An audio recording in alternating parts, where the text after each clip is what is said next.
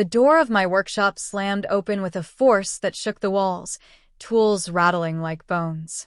There he stood, Carl Dutton, decked out in a laughable HOA enforcement polo, his eyes locked on my computer. "Hand it over, Alan Carter," he growled, stepping closer. "Those files of yours, they're done." He was after evidence I'd pieced together, exposing a $450,000 fraud scheme cooked up by our Homeowners Association. When he shoved me hard against my workbench, pain seared through my ribs. He didn't see my son Ethan slip in behind him. One Navy SEAL with Krav Maga skills versus a thug playing cop to silence a neighborhood. Guess who came out on top? At 59, I never pictured myself in a brawl, least of all in my workshop, that quiet haven where I've poured my soul into crafting furniture since losing my wife, Laura, 6 years back. For nearly 2 decades, our community, Willow Grove, was the dream we chased, a peaceful enclave of retirees and working folks. Modest HOA fees, tidy lawns, and meetings so dull they were practically naps. That changed last summer when Victor Hayes took over as HOA president. Slick suits, a gleaming BMW, and a smile that didn't reach his eyes. He wasn't the retiring accountant he claimed to be. I spent 35 years as a forensic accountant sniffing out corporate scams, so my gut screamed trouble at his first meeting. I should have spoken up then, but I didn't. My son Ethan, 24, had just rolled into town that week. A SEAL on leave after a training mishap left him banged up. He'd been grappling since high school, all lean muscle and zero hesitation. Laura used to joke he got my brain, but none of my brakes. Thank God for that. Laura drilled one rule into us. Document everything. Paper trails save lives, Alan, she'd say, half laughing. That habit was about to become our lifeline. Trouble hit hard when a notice landed in our mailboxes. HOA fees were doubling, effective immediately. Not the usual nickel and dime bump. 100% increase, no warning. Blamed on urgent infrastructure upgrades nobody could verify. I called the HOA office and got bounced to Dutton, Hayes' new compliance chief, a squat guy with a permanent sneer and a past tied to Hayes' corporate gigs. Non-negotiable, he snapped, smug as hell. At the next meeting, the community center was a powder keg. Grace Miller, a 70-year-old widow on a fixed income, stood trembling. "I've been here 22 years, she said, voice cracking. "This will force me out my home or my medicine." Hayes lounged in his chair, adjusting a flashy watch. "Can't keep up? Sell. Property values come first." The room erupted. I raised my hand, barely recognized by Hayes' gavel. "As an accountant," I said, keeping my voice steady, "I've reviewed your budget. It's a mess. $50,000 for landscaping we don't see? $90,000 for security that's nowhere? Explain." Hayes' face went scarlet. Dutton took a step toward me before Hayes yanked him back, forcing a grin. "Mr. Carter's confused about complex finances. Discussion's over." But as folks stormed out, 7 neighbors cornered me. "Something's rotten," said Jim Larson, a retired deputy. "We need you, Alan." We formed a quiet task force, meeting in my workshop that Saturday. Lisa Guyan, a clerk at the county office, spread out records. "Hayes ran this game before," she whispered. 2 other HOAs, huge fee spikes, then foreclosures. I dug into the numbers, tracing HOA funds through ghost companies to offshore accounts. Textbook laundering. In 10 months, $450,000 had vanished. Lisa dropped the bomb. 3 foreclosed homes from our neighborhood, snapped up cheap by Pine View Holdings. Guess who owned it? Hayes, I said, the words catching in my throat. He's bleeding us dry. Forcing sales, then buying low. It's a takeover. Ethan, listening from the corner, cut in. "Dad, this isn't just fraud. These guys play dirty. Watch your back." Ethan wasn't wrong. The next morning, a note slid under our door. "Mind your business or lose everything." No signature, but the point was crystal clear. Ethan checked our security cameras, sliced up. Pro work, not kids. Then Hayes emailed a new set of safety protocols. Mandatory home inspections, clearly aimed straight at me. Our neighbor, Tom Reed, a janitor at the HOA office, risked his job to smuggle us a recording of a board meeting. Hayes's voice hissed through the static. Carter's files need to vanish. Dutton, handle it.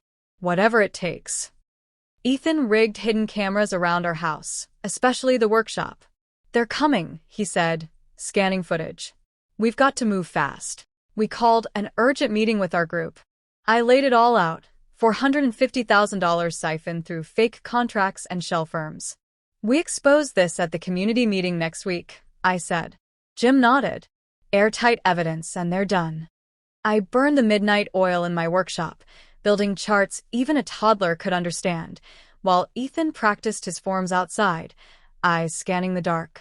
Like old times, I teased. He didn't smile. Now I've got a reason to use it. 3 days before the meeting, Ethan's doorbell cam caught Hayes and Dutton arguing outside. Get those files today, Hayes snapped, or we're both cooked. Then Lisa called, panicked. Dutton's headed your way, with inspection papers. Claims you're running an illegal business. My hand shook as I backed up every file to an encrypted cloud. Laura's voice echoed in my head. Always have a backup they can't touch. Ethan stood at the workshop door. Dad, let me take this. I shook my head. My fight. Stay close. I slipped Laura's old voice recorder into my pocket, her last gift. On it, she'd engraved her favorite line, never meet a snake without proof. Gravel crunched outside. Through the window, Dutton marched up, a folder under his arm, face like a storm cloud. I braced myself, not just for my home, but for Grace, Tom, everyone this scam was crushing. The door exploded inward, tools clattering. Alan Carter, Dutton barked, waving a fake-looking form. Emergency inspection. HOA Code 17B. Total nonsense. You're trespassing, I said, standing by my computer. Leave. He stepped closer. Your business violates regulations. Hand over your files. I held firm. You need a warrant. That paper's worthless. His eyes narrowed. We know about your cloud, Carter. Passwords, now. That meant they'd hacked our talks. Chill out, I said again. His mask dropped. Listen, old man, you're done. He lunged, slamming me into the workbench. Pain stabbed my back. Laura's framed photo hit the floor, glass shattering. He grabbed for my computer. I blocked him, gasping, and he shoved harder. You're just a nosy fool. Who's about to lose it all? He snarled. Hey. Ethan's voice sliced through. Dutton whirled to see him in the doorway, calm, but coiled. Get out of my dad's workshop. Dutton pointed at his dumb shirt. HOA business, kid. Back off. Ethan stepped in, fluid. I see an intruder who just attacked my father. Dutton charged, arms swinging. In a blink, Ethan's sidestep caught Dutton's wrist and twisted. Before Dutton knew it, he was face down, Ethan pinning him in a textbook hold. Dutton thrashed, then yelled as Ethan tightened just enough. Positional control, Ethan said, like he was teaching yoga. Not hurting you yet, but you're not hurting anyone else. Dutton sputtered about assaulting an official. Ethan didn't flinch. Breaking in. Assault. Theft. Fraud. Conspiracy. That's what I saw. Cops are 3 minutes out. Think hard about your next move. Dutton's tune changed fast. Hayes made me. I've got dirt on him, everything. Sirens wailed closer. Save it, Ethan said. 2 cruisers pulled up. Officer Delgado, a local we knew, walked in, hand near his gun. Under control, Ethan said. This guy attacked my dad. I'm restraining him, minimal force, Navy training.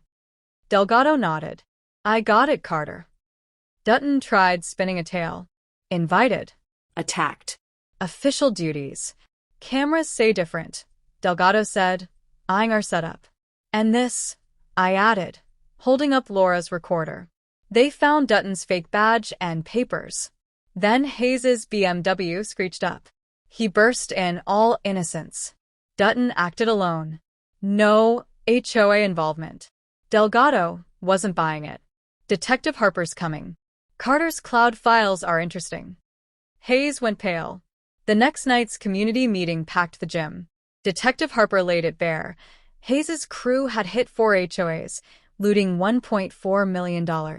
Our $450,000 was just one slice. Residents spilled stories.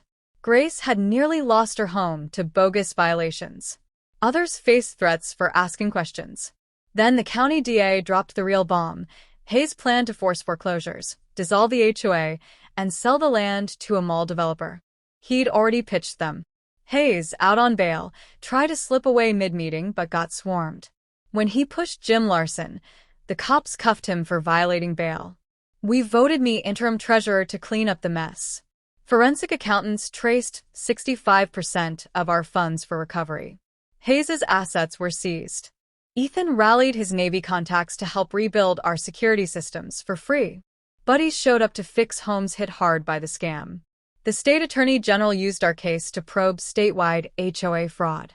Digging through Laura's old files, I found her notes from years back, spotting a guy like Hayes in our old neighborhood, buying foreclosures fast. "Follow the money," she'd written. Damn, she was sharp. Willow Grove changed.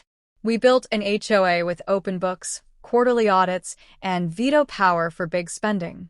My workshop turned into a financial literacy hub, teaching folks how to spot scams. News coverage sparked other HOAs to dig deeper, uncovering 3 more frauds. Hayes and Dutton copped pleas, restitution, heavy fines, and years behind bars. I testified for state HOA reform, pushing laws to shield retirees and workers from predators exploiting the American dream. Ethan quit the Navy to teach self-defense to seniors, inspired by Dutton's takedown. We set up the Laura Carter Fund to help neighbors with sudden costs, named for the woman whose obsession with records saved us. Willow Grove isn't just houses now. It's potlucks, repair crews, and trust. In my workshop, Ethan and I fixed Laura's broken frame, her smile gleaming through the glass. My dad used to say, "You fight for 2 things, family and what's right." That day, facing a bully with a fake badge, I fought for both. And in America, when someone tries to steal what you built, you don't back down. Thank you for watching Touching Story. If this story moved you, don't forget to like, share, and subscribe for more powerful tales of resilience and justice. See you in the next one.